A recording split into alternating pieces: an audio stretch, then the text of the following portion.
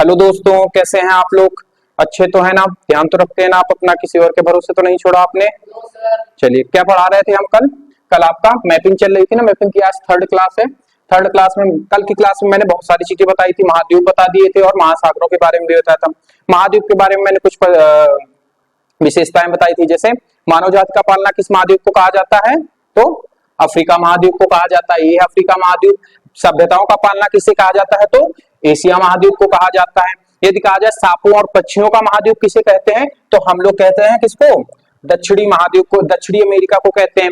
चलता फिरता महाद्वीप किसे कहते हैं? तो ये है हमारा अंटार्कटिका महाद्वीप। इसको हम लोग क्या कह देते हैं? चलता फिरता क्या कह देते हैं? महाद्वीप कह देते हैं। ठीक है, फिर मैंने महासागरों के बारे में बताया था। प्रशांत महासागर, हिंद महासागर, ये सारी चीजें मैंने बताई थी। अटलांटिक महासागर, आर्कटिक महासागर बताया था मैंने आपको। चलिए, आज हम बात कर रहे हैं। अब आपको थोड़ा थोड़ा व्यूज मिलने लगा होगा कि कहाँ है सारी चीजें। मैप आप देख के बता सकते हैं कि कहाँ पे है। ये है आपका एशिया महाद्वीप। क्या है आपका? एशिया महाद्वीप। ये है आपका यूरोप हो गया, ये दक्षिण अफ्रीका हो गया, ये या फिर बोलो अफ्रीका महाद्वीप हो गया। फिर इसके बाद आपका ये उत्तरी अमेरिका हो गया, दक्षिणी अमेरिका हो गया, ये ओशनिया हो गया। ऑस्ट्रेलिया कोई महाद्वीप नहीं है, ऑस्ट्रेलिया एक देश है। ओशनिया क्या है आपका? एक महाद्वीप है। क्या है? ओशनिया एक आपका महाद्वीप है। तो ये ओशनिया हो गया, ये आपका यूरोप हो गया। ठीक है, बात समझ में आई आपको? अब हम बात करते हैं कुछ टर्म्स के बारे में जो हमें पढ़ने पे समझ में आनी चाहिए। ठीक है, तो कुछ टर्म हमने पहले टर्म लिखी थी आपका स्थल अवरुद्ध देश। आप हिंदी थोड़ा सा कठिन है, इंग्लिश से इसको जानने की कोशिश करिएगा। इंग्लिश में इसको हम लोग कहते हैं लैंड लॉक कंट्री। इसके नाम से ही आपको समझ में आ रहा होगा कि लैंड लॉक, लैंड मतलब स्थल, लॉक मतलब बंद, कंट्री मतलब देश, मतलब ऐसा देश जो लॉक हो चारों तरफ से, जो बंद हो। देखो, मैप पढ़ते समय आपको एक दिमाग में अपनी चीज हमेशा ये चीज रखनी है कि किसको हम लॉक कहते हैं, किसको हम ओपन कहते हैं। तो वे कंट्री जो समुद्र से डायरेक्टली क्या बनाती है, सीमाएं बनाती है, उनको हम लोग ओपन कंट्री बोलते हैं। क्या बोलते हैं? Open country. मतलब वो खुला कंट्री है। जैसे अपना भारत देश खुला है। देखो, आप एक चीज देखो, समुद्र पूरी पृथ्वी पर फैले हुए हैं। मतलब अगर कोई इंसान समुद्र में गया तो वो दुनिया के किसी भी कोने पे जा सकता है, किसी भी कोने में जा सकता है। क्यों? क्योंकि समुद्र पूरी दुनिया में क्या हुए हैं? फैले हुए हैं। लेकिन जमीन पूरी दुनिया में फैली हुई नहीं है। जैसे एग्जांपल, अफ्रीका महाद्वीप से आप डायरेक्टली संयुक्त राज्य अमेरिका, जिसको यूएसए बोलते हैं, वहां नहीं आ सकते, क्योंकि बीच में क्या पड़ा है आपका? समंदर। लेकिन आप दिमाग लगाइए कि अगर आप हिंद महासागर में हैं तो धीरे धीरे चलते चलते आप किसी भी कोने में पहुंच सकते हैं, क्योंकि पानी हर जगह पे है, जमीन हर जगह पे नहीं है। जमीन एकजुट नहीं है, एक जुड़ी नहीं थी। हालांकि पहले ये सारी जमीनें आपस में क्या थी? जुड़ी हुई थी, जिसको हम लोग पेंजिया बोलते थे। क्या बोलते थे? पेंजिया। जब ये जितने भी हम लोगों ने 7 महाद्वीप पढ़े हैं, ये सातों महाद्वीप जब आपस में जुड़े हुए थे, ये कंट्री सारी जुड़ी हुई थी, तो इनको हम लोग क्या बोलते थे? पेंजिया बोला करते थे। अब ये आपस में क्या हो गई हैं? अलग हो गई हैं। तो ओपन और क्लोज समझ में आया आपको? क्लोज वो कंट्री हो गया। अच्छा, इंडिया एक क्लोज कंट्री है या लैंड कंट्री है, लॉक कंट्री है? क्लोज है कंट्री।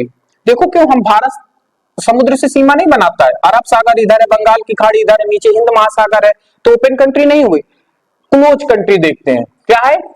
Land lock country. वह कंट्री जो लैंड, जिसका स्थल चारों तरफ से क्या हो? लॉक हो। लॉक का मतलब उसके भी चारों तरफ क्या हो? देश हो। ऐसे ऐसे ऐसे आपके क्या है? ऐसे देश क्या कहलाते हैं आपके? स्थल अवरुद्ध देश कहलाते हैं, लैंड लॉक कंट्री कहलाते हैं। यही मैंने लिखा है। ऐसे स्थान जो चारों ओर से भूमि से बद्ध होते हैं। भूमिबद्ध, भूमिबद्ध का मतलब भूमि से बंधे हुए होते हैं। क्या कहलाते हैं आपके? लैंड लॉक कंट्री कहलाते हैं। जैसे अफगानिस्तान, नेपाल, भूटान और लाओस, ये सबकी लोकेशन देखो। अफगानिस्तान आपको भारत से पाकिस्तान, पाकिस्तान से अफगानिस्तान, ये है। पाकिस्तान के जस्ट ऊपर कौन सा देश है? अफगानिस्तान। ये चारों ओर से पृथ्वी से घिरा हुआ है। देखो, तुर्की, उज्बेकिस्तान, ईरान, इधर इंडिया, इधर पाकिस्तान, ये चारों तरफ से किससे घिरा हुआ है? किसी न किसी देश से घिरा हुआ है। इसकी सीमा समुद्र से नहीं लगती है। और ये बात आप हमेशा याद रखिए, जिस देश की सीमा समुद्र से नहीं लगती है, वो कभी भी विकसित देश नहीं बन सकते हैं। नहीं तो बहुत सारी प्रॉब्लम्स होती हैं, जो बहुत ज्यादा उनको एडवांस होना पड़ता है। लेकिन जो अगर समुद्र से डायरेक्ट सीमा बनाते हैं, उनके लिए व्यापार के लिए, आवागमन के लिए साधन उपलब्ध होते हैं, तो उनको विकास होने में या उनके उस देश का विकास होने में समय नहीं लगता। जैसे अफगानिस्तान हो गया, बहुत पिछड़े हुए देश है। और मैंने भी लिखे हैं इसमें नेपाल, नेपाल भी बहुत पिछड़ा हुआ देश है। वहां पे ज्यादा आपको संसाधन नहीं मिलेंगे, क्योंकि ये भी एक लैंड लॉक कंट्री है। लैंड लॉक का मतलब ऊपर चाइना है, नीचे भारत है। तो भारत से 3 ओर से घिरा हुआ है, एक ओर से चाइना से घिरा हुआ है। तो ये भी आपका क्या है? एक लैंडलॉक कंट्री है, चारों तरफ से किससे घिरा हुआ है, भूमि से घिरा हुआ है, ठीक है। इसी तरीके से भूटान को हम देखते हैं, तो भूटान भी तीन ओर से किससे घिरा हुआ है, भारत से, एक और चाइना से घिरा हुआ है, तो ये भी चारों ओर किससे घिरा हुआ है, स्थानबद्ध है, स्थलबद्ध है। लाओस आप देख सकते हैं, ठीक है, लाओस, कंबोडिया, वियतनाम, ये आपके यहाँ पे आते हैं, ये थाईलैंड, कंबोडिया, ये है लाओस आपका, ठीक है। तो ये भी चारों तरफ से क्या हुआ है, स्थल से घिरा हुआ, ठीक है। अब ये सारे आपको याद हो जाएंगे कि जैसे मैंने आपसे लाओस कहा, तो मैं वहां पे क्यों गया, क्योंकि मुझे माइंड में एक चीज क्लिक है कि लाओस कहाँ पे पड़ेगा, अफगानिस्तान कहाँ पे, नेपाल कहाँ पे, आपको भी धीरे धीरे आ जाएगा, ठीक है। आप बस इसको निहारते रहिए और आप अपना एटलस खोल के जरूर रखिएगा, ठीक है। आप लोग अपना एटलस खोलेंगे और उसमें आप ये सारी चीजें देखेंगे, ठीक है। चलिए अब बात करते हैं हम लोग बफर कंट्री। बफर कंट्री, देखो ये एग्जाम में भी क्वेश्चन आता है कि बफर कंट्री के बारे में बताइए। एक बीए का एक स्टूडेंट था, बड़ा इंटरेस्टिंग स्टूडेंट था, वो नॉर्मल पढ़ने में था, ज्यादा पढ़ने में होशियार नहीं था, तो जानते हो उससे पेपर में पूछा कि बफर कंट्री क्या होती है, समझना। तो जानते हो कौन सा बफर लिख के आया था, वो जो बारातों में बफर नहीं लगाते, वो पूरा लिख के आया था कि सर बफर का सिस्टम ऐसा होता है, उसमें क्या किया जाता है। बफर कंट्री वो कंट्री होती है जो बड़े देशों के बीच में एक छोटी सी कंट्री जब फंसी हुई होती है तो उसको क्या कह देते हैं, बफर कंट्री कह देते हैं। जैसे नेपाल और भूटान, ये दो कंट्रियां छोटी कंट्रियां, देखो नेपाल है और भूटान है, बहुत छोटी कंट्रियां हैं, लेकिन ये दो बड़े देशों के बीच में फंसी हुई है। नीचे साइड आपका इंडिया है, ऊपर साइड आपका चाइना है। देखो ऊपर साइड खूब बड़ा देश चाइना है और नीचे साइड भारत है, तो ये आपस में क्या हो गई, बफर कंट्री हो गई। तो नेपाल की दो विशेषताएं, एक तो ये लैंडलॉक कंट्री है, दूसरी आपकी क्या है, ये बफर कंट्री है, ठीक है। आप ऊपर देखोगे तो मंगोलिया को भी आप देखोगे, मंगोलिया भी एक देश है, इसको भी आप गौर से देखोगे तो नीचे चाइना है, ऊपर रशिया है। रशिया तो खैर पूरे देश का पूरे विश्व का सबसे बड़ा देश है, तो इन दोनों के बीच में कौन फंसा हुआ है, मंगोलिया। हालांकि बात समझना, हालांकि मंगोलिया का क्षेत्रफल ठीक ठाक है, आपको देखने से भी लग रहा होगा कि नेपाल की अपेक्षा तो काफी है, किंतु परंतु बंधु एक बात हमेशा याद रखना, रूस और चाइना कंपेयर करेंगे तो ये दोनों देश काफी बड़े हैं, 3 गुना से 4 गुना बड़े हैं, किससे, मंगोलिया से, और ज्यादा रूस तो और ज्यादा है, चाइना तो 5-6 गुना बड़ा होगा, लेकिन रूस तो और ज्यादा है। तो जब जो बड़े देशों के बीच में छोटा देश, अब ये डिसाइड नहीं हो पाता है कि क्षेत्रफल कितना होना चाहिए, क्योंकि अगर कोई लड़का जिस मान लो 4 फुट का है, उसके बगल में एक 6 फुट का लड़का खड़ा हो गया, तो वो तो छोटा हो गया 4 फुट वाला। लेकिन अगर उसी 6 फुट के बगल में खली को खड़ा कर दिया जाए 7 फुट 8 फुट का आदमी, तो 6 फुट वाला भी क्या हो जाएगा, छोटा हो जाएगा।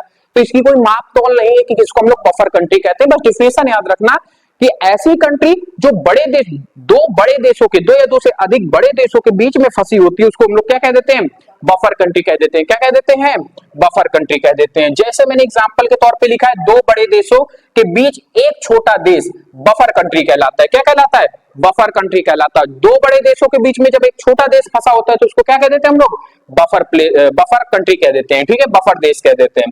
जैसे नेपाल है, भूटान है, मंगोलिया है, मैंने तीनों एग्जांपल आपको बढ़िया से समझाए हैं।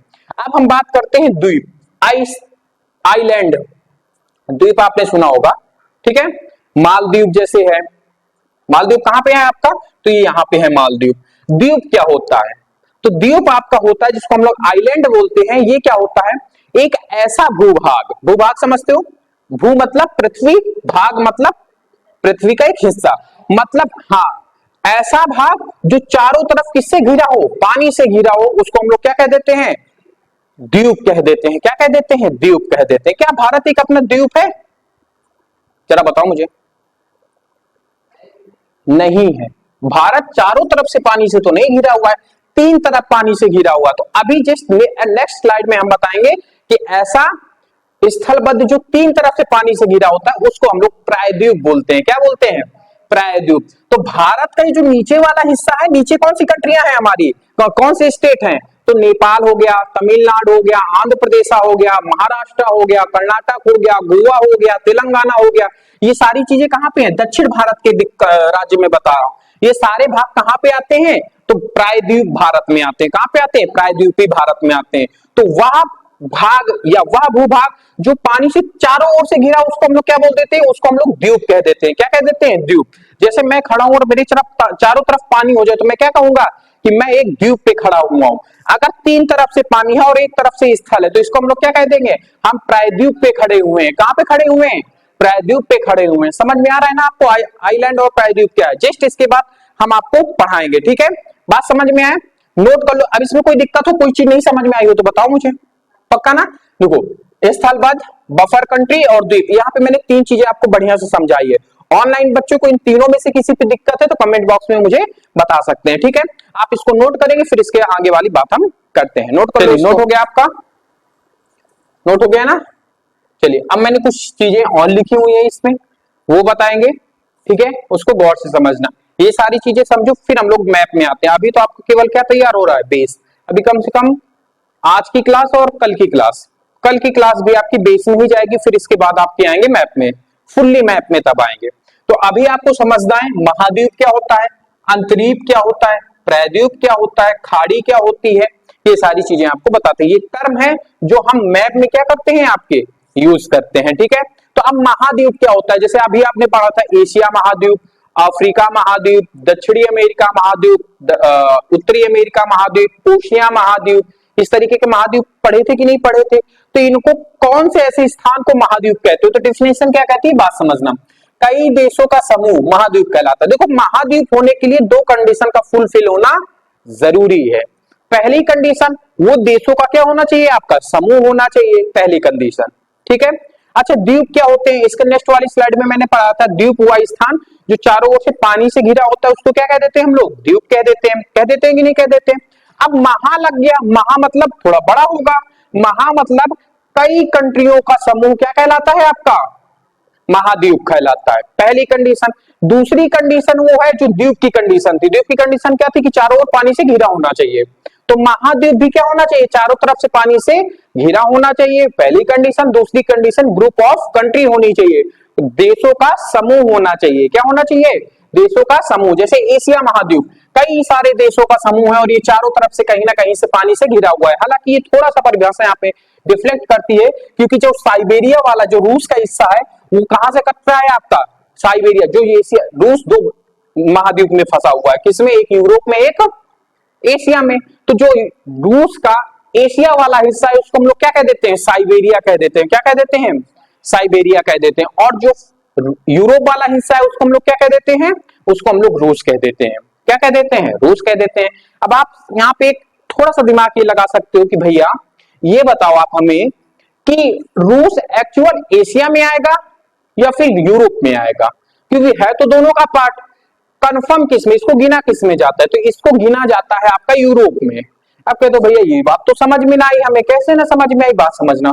क्योंकि रूस का बहुत सारा, मतलब ये मान लो 70% या 80% हिस्सा एशिया में आता है, 10 या 20% हिस्सा रूस में आता है।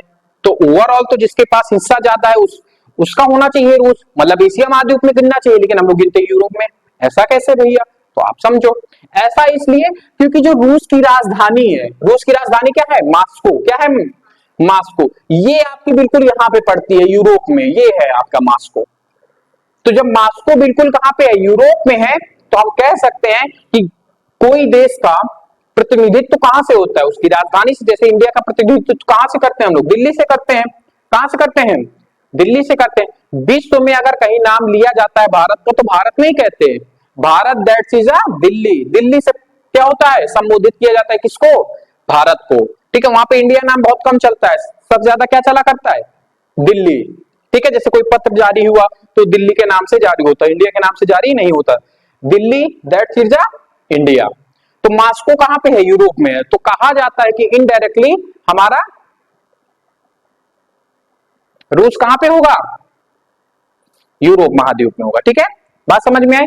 तो महाद्वीप समझ में आया, दो कंडीशन होनी चाहिए, ग्रुप ऑफ कंट्री होना चाहिए, देशों का समूह होना चाहिए, पहली चीज। और दूसरी चीज आपका चारों तरफ से पानी से घिरा होना चाहिए, ठीक है। उसको हम, उस स्थान को हम लोग क्या कह देते हैं, महाद्वीप कह देते हैं। हमारे पूरी पृथ्वी पे कितने महाद्वीप है, तो 7 महाद्वीप हैं। मैंने आपको पहली क्लास में इसको बता दिया था। अब बात करते हैं दूसरा, अंतरीप क्या होता है, इसको केप कहते हैं हिंदी में, इंग्लिश में क्या कहते हैं, केप, CAPE। अंतरीप क्या होता है, अंतरीप आपका होता है तीन ओर से पानी से घिरा स्थान, क्या कहलाता है, आपका अंतरीप कहलाता है। अब देखो, अंतरीप और प्रायद्वीप दोनों सेम चीजें, इसमें भी वही परिभाषा है। वह स्थान जो तीन ओर से पानी से घिरा हुआ, तीन ओर से पानी से घिरा स्थान क्या कहलाता है, प्रायद्वीप कहलाता है। अंतर क्या है, ये छोटा होता है, मतलब ऐसा स्थान जो छोटा हो, छोटा सा हो, जो तीन ओर से पानी से घिरा, उसको क्या कह देते हैं? अंतरीप कह देते हैं। लेकिन वह स्थान जो काफी बड़ा हो, जैसे अपने भारत का ही देख लो, ये काफी बड़ा है ना, और ये तीन ओर से घिरा हुआ है, तो इसको हम क्या कह देते हैं? प्रायद्वीप भारत लगा देते हैं। तो आपसे पूछिए प्रायद्वीपीय भारत की कंट्री, राज्य बताओ, स्टेट बताओ, तो आप क्या क्या बताओगे? नीचे के देश बताओगे, नीचे के स्टेट बताओगे, कौन कौन से स्टेट बताओगे आप? केरला हो गया, तमिलनाडु, आंध्र प्रदेश, महाराष्ट्र, कर्नाटक, गोवा, तेलंगाना, ये सारे क्या है? प्रायद्वीपीय भारत के क्या है? भाग हैं, क्योंकि तीनों ओर से क्या हुआ? ये पानी से घिरा हुआ है ना तीनों ओर से, देखो पहला, दूसरा और नीचे से तीसरा, एक ओर से किससे घिरा हुआ है? भूभाग से जुड़ा हुआ है। तो तीन ओर से घिरे स्थान को हम लोग क्या कह देते हैं? प्रायद्वीप कह देते हैं। बड़े भाग को, छोटे भाग को अंतरीप कह देते हैं। ठीक है, तो ये दोनों समझ में आए। प्रायद्वीप क्या होता है? वह स्थान जो तीन ओर से पानी से घिरा होता है, क्या कहलाता है आपका? प्रायद्वीप कहलाता है। लेकिन वो बड़ा होना चाहिए। तीन ओर से घिरा, पानी से घिरा स्थान अंतरीप कहलाता है, लेकिन वो छोटा होना चाहिए। तो अंतरीप और द्वीप में अंतर समझ में आया आपको? चलो अब इसके बाद करते हैं खाड़ी क्या होती है, गल्फ क्या होती है। गल्फ, खाड़ियां भी दो तरह की होती हैं, एक छोटी खाड़ी होती है, एक बड़ी खाड़ी होती है। जो छोटा, अब खाड़ी की पहले डिफिनेशन समझो। वह स्थान जिस पर पानी तीन ओर से घिरा हो, उसे क्या कह देते हैं? खाड़ी। अभी तक आप पानी तीन ओर से कौन घेर रहा था? पानी घेर रहा था किसको? भूभाग को, पृथ्वी को, धरा को। ठीक है, अब धरा तीन ओर से घेरेगी किसको?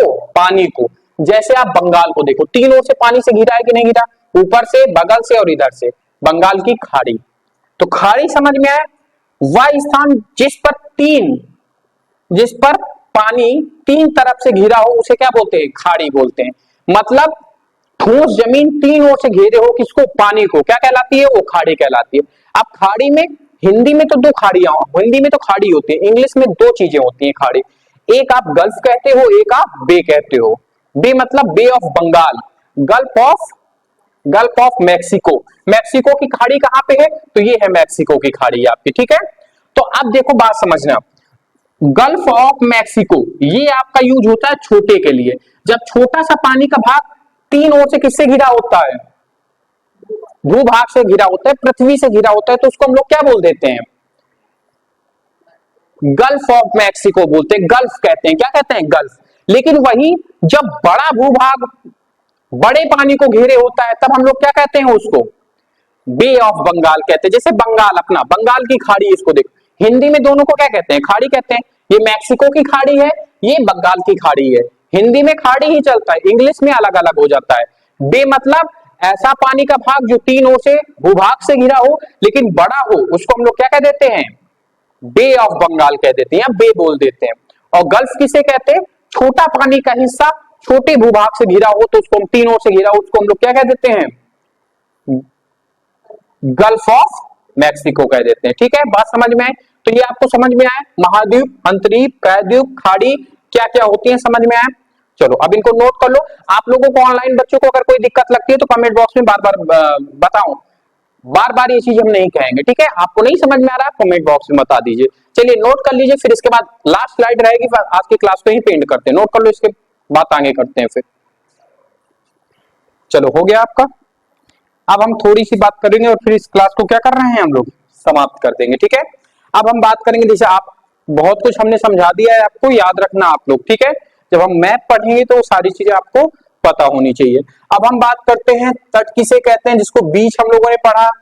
अब इसके बाद बोलते हैं, फिर इसके बाद घाट कहते हैं, फिर नोट्स पढ़ते हैं। नोट में एक सारी थोड़ी सी चीज समझानी है, फिर आज की क्लास को क्या करते हैं? यहीं पे समाप्त करते हैं। तो पहले बात करते हैं हम लोग तट के बारे में, जिसको बीच कहते हैं। क्या है? जब समुद्र का जल सीधा भूभाग से लग जाता है, उसे क्या कह देते हैं? तट कह देते हैं। मतलब समुद्र का जल और पृथ्वी का भाग जहां पे आपस में मिलते हैं, उसको हम लोग क्या कह देते हैं? बीच कह देते हैं या फिर तट कह देते हैं। आपने एक बहुत फेमस बीच का नाम सुना होगा, गोवा वाली बीच पे गाना भी इसका बना था। मतलब गोवा का बीच काफी सुंदर है, उसको देखने लायक, और समुद्र का किनारा हमेशा से क्या रहा है? सुंदर ही रहा है। आपको जाने का मौका मिले तो वहां पे जरूर जाइएगा। हालांकि हम भी कभी गए नहीं, सुना है, हमने अपने सीनियरों से सुना है कि वहां का नजारा बहुत अच्छा होता है। तो आप घूमने जाना तो पहाड़ों से बेटर रहता है कि आप समुद्र के किनारे जाओ। वहां पे आपको अपनी पहचान का पता लगता है कि इंसान प्रकृति के सामने कितना छोटा है। जिस इंसान ने समुद्र की गहराई या समुद्र को और पहाड़ को नहीं देखा है, वो पहाड़ की ऊंचाई और समुद्र की विशालता को नहीं माप सकता है। लोग कहेंगे पहाड़ होते होंगे, लेकिन जब आप पहाड़ के सामने खड़े होते हो तब आपको समझ में आता है कि पहाड़ कितना ऊंचा है। जब समुद्र के सामने खड़े होते हो तब आपको लगता है यार इतना भी पानी हो सकता है पृथ्वी में। क्योंकि हम लोग अभी अपने प्रेजेंट टाइम बहुत घसीट के एक नदी ही देखते हैं, कभी कभी तो नदी देखने में भी थोड़ा सा क्या लगने लगता है, चंबारी यार कितना सारा पानी है। और नदी बिल्कुल एक छोटी सी धारा है समुद्र के सामने। समुद्र तो अथाह है, जब आप उसके सामने बीच में चलोगे ना तब आपको समझ में आएगा कि समुद्र कितना विशाल है। क्या कुछ नहीं कर सकता है ये प्रकृति हमारे साथ, क्या कुछ नहीं कर सकती है। ठीक है, तो तट आपको समझ में आए, जिसको हम लोग बीच कहते हैं। जब समुद्र का जल सीधा भूभाग, समुद्र का जल सीधे भूभाग से जुड़ जाता है, क्या सीधे भूभाग से क्या हो जाता है, जुड़ जाता है, तो उसको हम लोग क्या कह देते हैं, तट कह देते हैं, बीच कह देते हैं। ठीक है, क्या कह देते हैं, तट कह देते हैं, बीच कह देते हैं। जैसे गोवा वाला घाट, ये गोवा वाला बीच, गाना भी आप लोगों ने सुना होगा। अब बात करते हैं घाट के बारे में। बीच आपका होता है समुद्र का, तट किसका होता है, समुद्र का।